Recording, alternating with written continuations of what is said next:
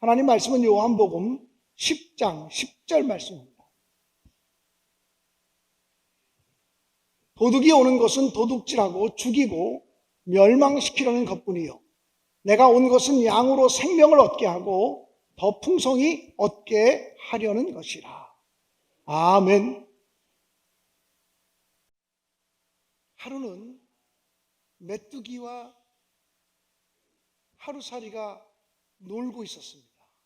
하루 종일 신나게 놀다가 메뚜기가 하루살이에게 이렇게 얘기했습니다. 이제 너무 어두워졌어. 오늘은 집에 가서 쉬고 내일 다시 만나서 놀자. 그랬더니 하루살이가 이렇게 말했습니다. 내일이 뭔데? 하루살이는 내일이라는 시간을 살아보지 못했기 때문에 내일이 뭔데? 라고 물었습니다. 메뚜기가 내일을 열심히 설명했지만 아무리 설명해도 하루살이는 알아들을 수가 없었습니다. 얼마 시간이 지난 다음에 이 메뚜기가 개구리와 놀게 되었습니다. 개구리와 여러 날을 재밌게 놀다가 헤어질 때가 되었는데 개구리가 이렇게 말합니다. 날씨가 너무 추워지고 있어. 올해는 그만 놀고 내년에 다시 만나서 놀자. 그랬더니 메뚜기가 한 번도 내년을 살아보지 않았기 때문에 의아한 표정으로 묻습니다. 내년이 뭔데? 개구리가 내년을 아무리 설명해도 메뚜기는 내년을 이해할 수가 없었습니다. 하루살이는 내일이 있는 것을 모르기 때문에 내일이 뭐니? 라고 묻습니다. 메뚜기는 내년이 있는 것을 모르기 때문에 내년이 뭐니? 라고 묻습니다. 사람들은 영생이 있는 것을 모르기 때문에 영생에 대해서 얘기하면 알아듣지 못하고 영생이 뭐니? 라고 묻습니다. 부활을 이해하지 못하기 때문에 도대체 부활이 뭐냐고 묻기도 합니다. 그러나 우리 예수 믿는 사람들은 내일이 있음을 믿고 내년이 있음을 믿고 또 부활이 있고 영생이 있음을 의심 없이 믿습니다. 오늘 이 시간 저는 여러분들에게 왜 예수를 믿습니까? 라는 제목으로 말씀을 나누려고 합니다. 만일 어떤 사람이 저에게 목사님은 왜 예수를 믿습니까? 라고 그렇게 묻는다면 저는 이렇게 대답하고 싶습니다. 내가 예수 믿는 이유는 내게 능력이 없기 때문입니다. 내게 능력이 없어서 능력 많으신 하나님을 믿고 능력 많으신 예수님을 믿는 것입니다. 라고 말하고 싶습니다. 사람들은 흔히 내가 맘만 먹으면 무엇이나 할 수 있다고 생각할 때가 있습니다. 내가 마음을 안 먹어서 그렇지 맘만 먹으면 나는 공부도 잘할 수 있고 내가 마음만 먹으면 행복한 가정도 만들 수 있고 내가 마음만 먹으면 얼마든지 나는 잘 살 수 있고 내가 마음만 먹으면 나는 성공할 수 있어. 여러분, 인생이 그렇게 내가 마음 먹은 대로 사라지나요? 우리가 정직하게 얘기한다면 내 배 아파서 낳은 내 자식이라도 내 마음대로 할 수가 없습니다. 내 배 아파서 낳은 내 자식이라도 내가 그를 지켜줄 능력이 없다고 하는 사실을 알게 됩니다. 안 그런 것처럼 하고 살지만 사실 우리 모두에게 능력이 부족합니다. 시편 127편 1절과 2절에 보면 이렇게 기록이 되어져 있습니다. 121편입니다. 이렇게 기록이 되어져 있습니다. 여호와께서 집을 세우지 않으면 세우는 자의 수고가 헛되며 여호와께서 성을 지키지 아니하시면 파수꾼의 깨어있음이 허사로다 라고 말합니다. 여호와 하나님께서 집을 함께 세워주지 않으면 세우는 사람들의 모든 수고가 헛될 수밖에 없다. 또 여호와 하나님께서 함께 성을 지켜주지 않으면 밤새도록 보초를 쓰고 파수꾼이 수고한다고 할지라도 그 모든 것이 헛될 수밖에 없다고 얘기합니다. 한 남자와 한 여자가 만나서 결혼해서 가정을 이룹니다. 가정을 이루면서 행복한 가정을 이루어야지라는 꿈을 꾸지 않는 사람은 단 한 사람도 없습니다. 그 어떤 가정보다 우리 가정이 복되고 행복하고 잘 사는 가정이 되어야지, 이런 마음을 다 품고 살아갑니다. 그러나 실제 우리가 20년, 30년을 살아보면 내 마음 먹은 대로, 내가 계획한 대로, 내가 설계한 대로 인생이 사라지지 않는다고 하는 사실을 발견하게 됩니다. 내 아이들이 굉장히 중한 병에 걸렸을 때, 내 사랑하는 사람이 굉장히 중한 병에 걸렸을 때 부모로서 굉장히 무기력함을 느낄 때가 있습니다. 하나님, 나는 이 아이를 위해서 아무것도 할 수가 없어요. 절망감을 토로하며 기도할 때도 있습니다. 여러분 혹시 그런 기도를 드려본 적이 있나요? 하나님, 내가 아무것도 할 게 없어요. 내 힘으로 안 돼요. 내 능력으로 안 돼요. 어떤 방법을 동원해도 안 돼요. 라고 그렇게 절망했던 적이 있습니다. 우리는 우리 자신의 무능함을 깨닫게 되어질 때, 내가 능력이 없다고 하는 사실을 깨닫게 되어질 때 능력 많으신 하나님을 의지하게 되고 능력의 근원이신 예수님을 바라보게 되어진다라고 하는 사실입니다. 사랑하는 여러분, 우리는요, 머리털 하나 희게 하는 것도 막을 수 있는 능력이 없습니다. 요즘 제 머리가 많이 빠졌는데요, 머리털 빠지는 것조차 막을 능력이 없습니다. 깊어지는 주름살 막을 수 있는 능력이 우리에게는 없어요. 정말 정직하게 말하면 우리 모두는 다 능력이 없습니다. 이 세상이 내 힘으로, 내 능력만 가지고 살아갈 수 있는 세상이 아니라고 하는 사실을 우리는 정직하게 인정할 수밖에 없다라고 하는 사실입니다. 이사야 40장 28절 이하에서는 이렇게 설명하고 있습니다. 너는 알지 못하느냐? 너는 듣지 못하였느냐?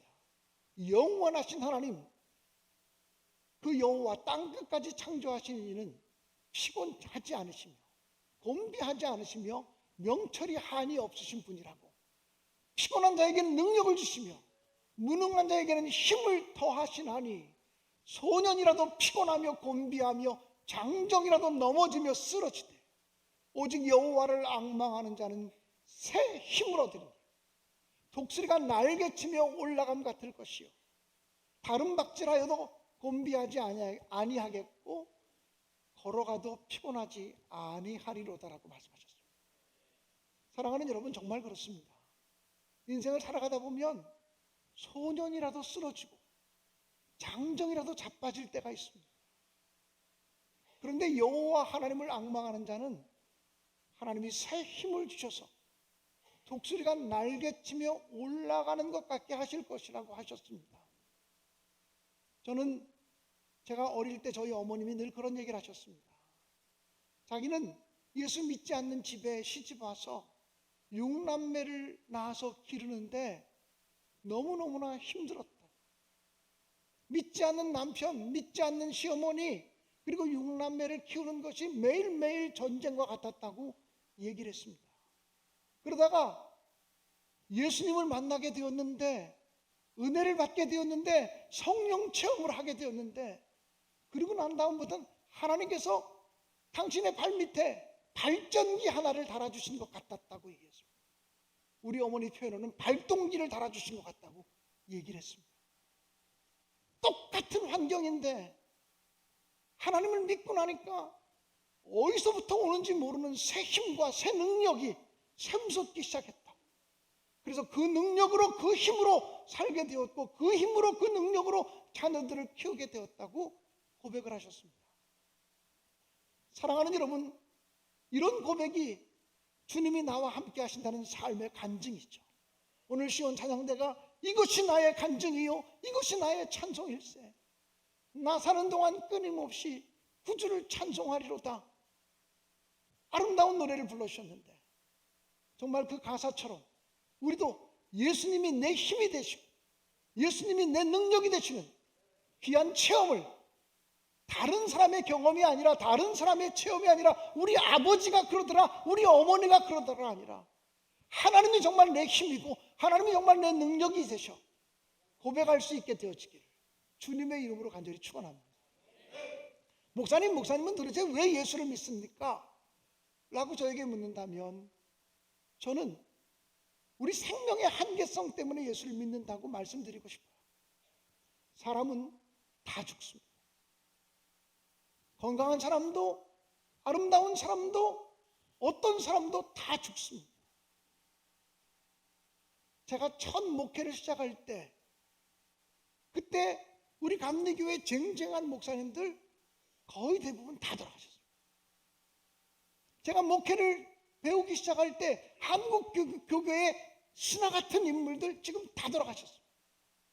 그분들을 보면서 나도 저렇게 목회하고 싶다, 나도 저렇게 설교해야지, 나도 저런 목회를 배우고 싶다라고 생각했던 그 선배 목사님들 이미 다 저 세상 사람이 돼버리고 말았습니다. 죽음은요, 정말 인정사정도 없습니다. 3대 독자도 한순간에 데려갈 수 있습니다.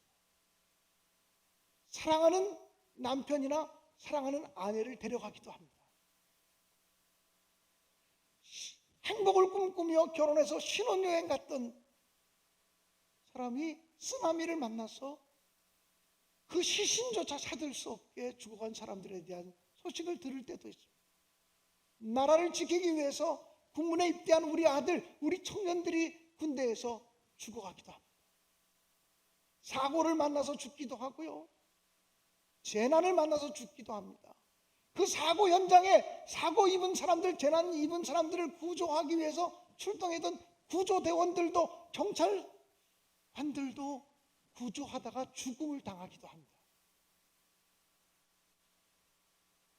나는 죽지 않겠다고 선언하면서 불로초를 구해 먹으면 평생 살 수 있을 거라고 꿈을 꾸었던 진시황도 죽었습니다.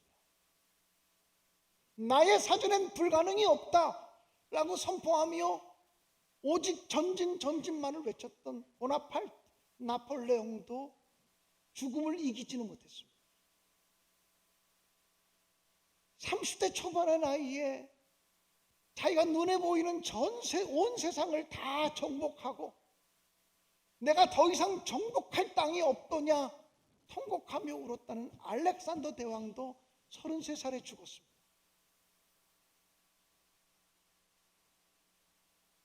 저는 군대 생활할 때 방금 전에 나와 함께 축구했던 친구가 축구가 끝나고 나서 10분 만에 죽는 모습을 보았습니다. 제가 그때 군종사병이었기 때문에 그 사람의 장례식을 전부 치러주는 일을 하고 벽제까지 와서 화장하는 일까지 했습니다.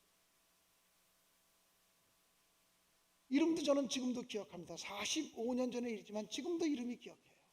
김순홍 일병. 사랑하는 여러분, 우리가 생명의 한계를 알 때, 우리 모두가 생명의 한계를 인식하게 되어질 때 영원한 생명의 주인 되시는 하나님을 바라보게 되고 하나님을 의지하게 되어진다라고 하는 사실입니다.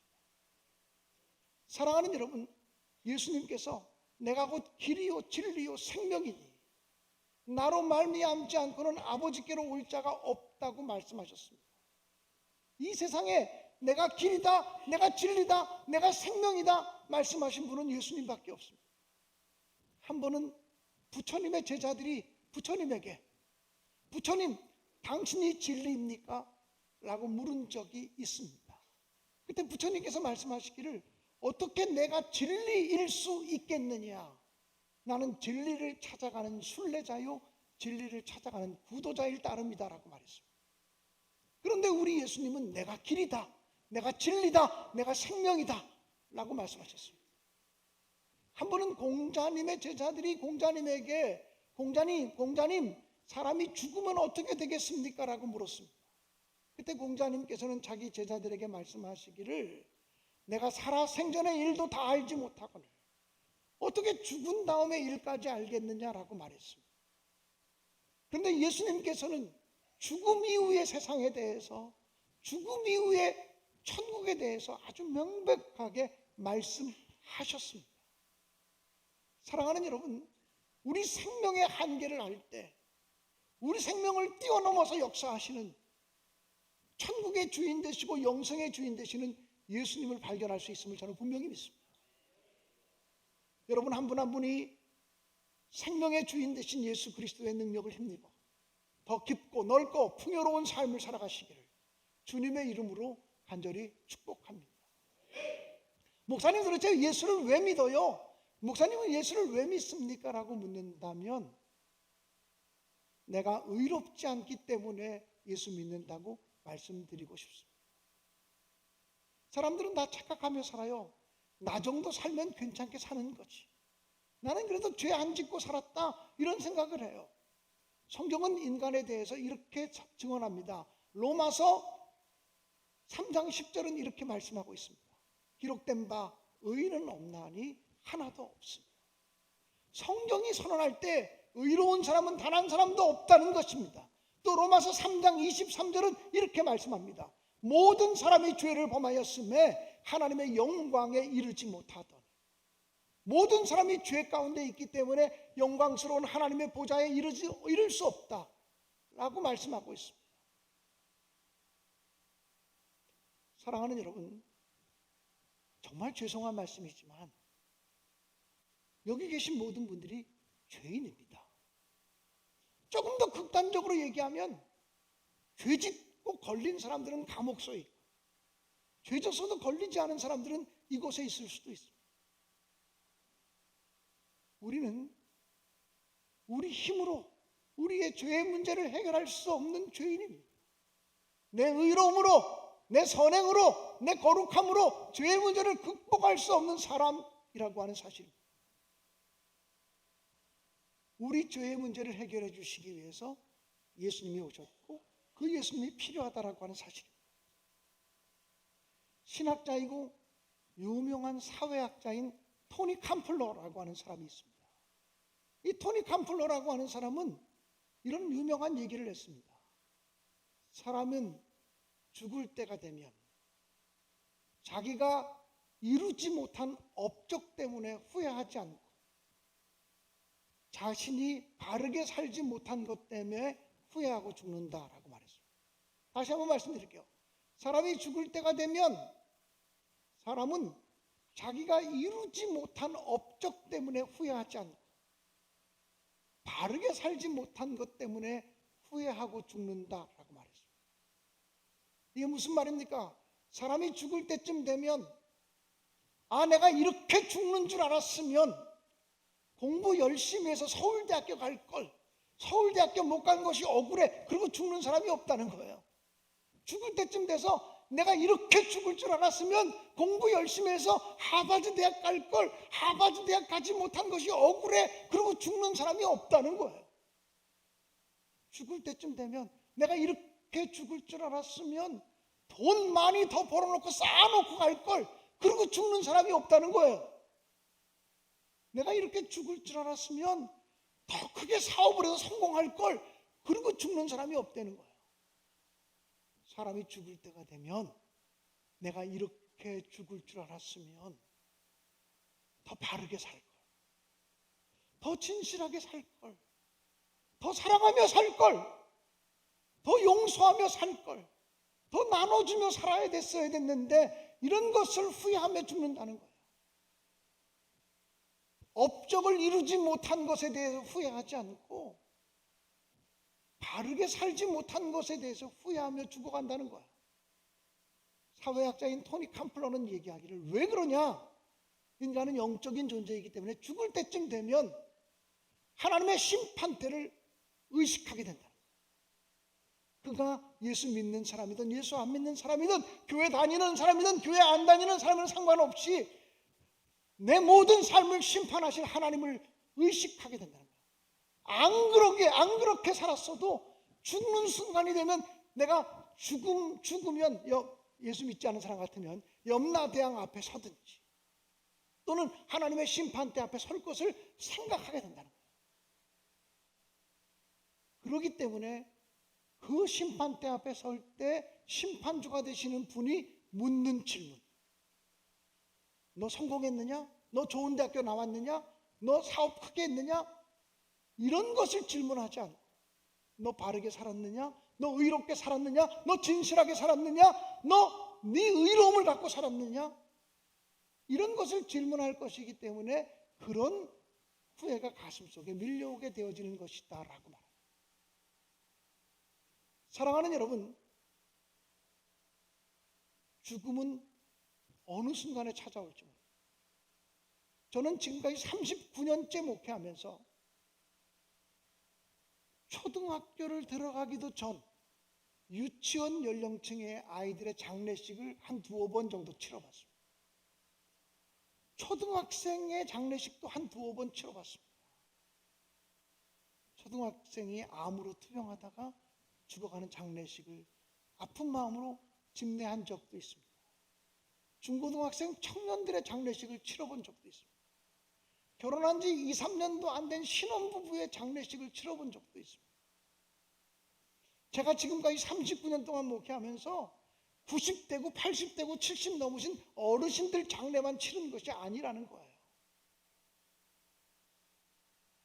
언제 우리가 하나님 앞에 서야 될지 아무도 모른다는 거예요.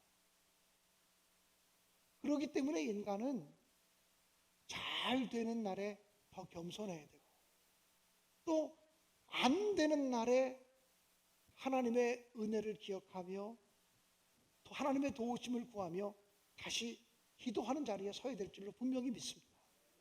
사랑하는 여러분, 우리는 전적으로 의롭지 않습니다. 우리 힘으로 천국 갈 수 없습니다. 우리 능력으로 천국 갈 사람은 아무도 없습니다. 그래서 하나님께서는 예수 그리스도를 보내주셨고, 예수 그리스도를 통해서 예수님이 십자가에 못 박혀 죽으심으로 우리의 모든 죄를 용서하시겠다고 말씀하셨습니다. 그리고 그 사실을 믿음으로 받아들이고 하나님을 신뢰하는 자들에게 새로운 생을, 새로운 세상을, 새로운 의미를 선물해 주시겠다고 말씀해 주고 있는 것입니다. 여러분, 거짓말일 수도 있겠죠. 예수님이 십자가에 못 박혔다가 죽으시고 부활하셨다는 사실이 거짓말일 수도 있겠죠. 성경에도 똑같은 이야기가 기록되어져 있습니다. 예수님이 부활하셨을 때 예수님의 제자들과 몇몇 사람들은 예수님이 부활하셨다라고 하는 소리를 전하고 다녔습니다. 근데 한쪽에서는 예수를 십자가에 못 박았던 사람들을 돈 주고 사서 예수님이 부활하신 것이 아니라 예수님의 제자들이 와서 보초들이 잠들어 있는 사이에 예수님의 시체를 도적질해 갔다라고 그렇게 전하라고 일러주었습니다. 그래서 한쪽에서는 예수께서 부활하셨다 이 소식을 전했지만, 한쪽에서는 예수의 시체가 도적맞았다 이 소식도 전해지기 시작했습니다. 무엇이 진실일까요? 사랑하는 여러분, 우리는 보편적으로 가지고 있는 삶의 진리가 있습니다. 꼬리가 길면 잡힌다. 진실은 언제나 드러나게 돼 있고 거짓말도 언젠가는 드러나게 돼 있다. 만약에 예수가 부활하신 것이 거짓이라면 기독교는 이 거짓 위에 세워진 종교입니다. 기독교는 거짓말 위에 세워진 종교입니다. 여러분, 거짓말 위에 세워진 종교가 2000년 동안 계속될 수 있다고 생각하십니까? 거짓말 위에 세워진 종교가, 거짓 진리 위에 세워진 종교가 그 진리를 수호하기 위해서 핍박을 받아도, 고문을 받아도 목숨을 걸고 순교하는 데 이르기까지 2000년을 이어올 수 있다고 생각하십니까? 제가 분명히 믿기는 기독교의 진리가 거짓 진리라면 벌써 기독교는 무너졌어야 돼요. 2000년 동안 핍박과 고난과 환난과 박해 속에서도 이 신앙이 계속 이어지고 있는 것은 이것이야말로 살아계신 하나님의 능력 위에 종교가 세워졌음을 분명히 믿습니다. 그러므로 사랑하는 여러분, 안심하시고 2000년 동안 수없이 많은 사람들이 이 기독교 진리를 붙들고 씨름하다가 하나님의 은혜와 사랑을 경험했던 사실을 기억하시면서 안심하시고 이 믿음의 세계로 한번 들어오셔서, 한 발자국 들어오셔서 하나님의 살아계심, 하나님의 역사하심, 하나님의 도와주심, 하나님의 인도하심, 하나님의 평안케 하심, 하나님의 보호하심을 여러분도 경험할 수 있게 되어지기를 주님의 이름으로 간절히 축원합니다. 우리 모두는 의롭지 않아서 내 힘으로, 내 능력으로 구원에 이를 수 없습니다. 오직 예수님의 십자가의 은혜와 사랑으로만 우리를 구원해 주시겠다고 성경은 선포하고 있습니다. 사랑하는 여러분, 한 분 한 분이 생명이시요 길이요 진리 되신 살아계신 예수님을 통해서 진짜 평안과 기쁨을 누리게 되시기를 주님의 이름으로 간절히 축원합니다. 현대인들은요, 겉사람은 웃고 있지만 속사람이 울고 있는 사람이 너무 많아요. 겉사람은 생글생글 웃고 있는데 속사람이 병들어 있는 사람이 너무너무 많아요.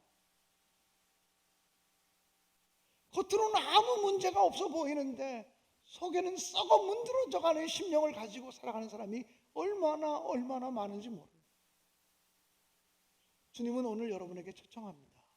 수고하고 무거운 짐진 자들아, 다 내게로 오라. 내가 너희를 쉬게 하리라. 죄짐에 눌린 자들이 있느냐? 내게로 오너라. 내가 너희를 쉬게 하리라. 염려와 근심과 걱정 때문에 어려워하는 자들이 있느냐? 너희 염려를 내가 다 맡아주리라고 말씀하고 계심을 분명히 믿습니다. 예수님 안에서 이 세상에서 누릴 수 없는 참다운 평안과 기쁨을 누리게 되시기를 주님의 이름으로 간절히 축원합니다. 오랫동안 교회 생활을 멈췄다가 오늘 처음 교회에 오신 분도 있을 거예요. 한때는 열심히 믿음 생활했는데 지금 신앙이 냉각기에 들어가 있거나 오랫동안 방학을 하다가 이곳에 오신 분도 있을지 몰라요. 이 자리가 결코 우연한 자리가 아니고 여러분을 너무나 사랑하시는 주님의 초청이라고 하는 사실을 잊지 마시기를 간절히 바랍니다. 사랑하는 여러분, 여러분 한 분 한 분이 너무 소중한 사람들입니다. 얼만큼 소중하냐면 하나님이 예수님을 보내셔서 예수님의 피로 여러분을 구원하시고 싶을 만큼 여러분이 소중한 사람이라는 거예요. 그래서 여러분 100원을 주고서 물건을 사면 100원짜리예요. 10,000원을 주고서 물건을 사면 10,000원짜리예요. 1,000,000원을 주고서 물건을 사면 1,000,000원짜리죠. 그렇지 않습니까? 1억을 주고 물건을 사면 1억짜리예요. 여러분은 얼마짜리입니까? 얼마짜리입니까? 예수님의 피로 값주고 사신 거기 때문에 예수님 값어치만큼입니다. 예수님 짜리입니다. 예수님 짜리. 여러분은 예수님의 생명만큼 귀중한 존재들입니다. 우리는 그것을 깨닫지 못하고 살아갈 때가 굉장히 많습니다. 찬양단 좀 함께 나오실까요? 우리는 내가 혹시 하나님이 나를 버리신 것이 아닐까? 하나님이 나를 외면하시는 것이 아닐까라는 생각을 하며 살아갈 때가 종종 있습니다. 혹시 지금 절망감과 고독함과 외로움과 쓸쓸함 가운데 있다가 이 자리에 나오신 분이 있습니까? 오늘 우리 찬양하면서 우리의 믿음이 좀 회복될 수 있기 바랍니다. 감사해요. 깨닫지 못했었는데 내가 얼마나 소중한 존재인지 태초부터 지금까지 하나님의 사랑이 나 한 사람을 향하고 있었다고 하는 사실을 오늘 우리가 발견하면서 하나님, 내가 이렇게 하나님께 소중한 존재가 돼서 너무 감사해요. 하나님이 나를 이렇게 아름답게 여겨주셔서 너무나 감사해요. 이렇게 고백하는 찬양을 드리면서 다시 한번 결단할 수 있게 되어지기를 간절히 축복합니다.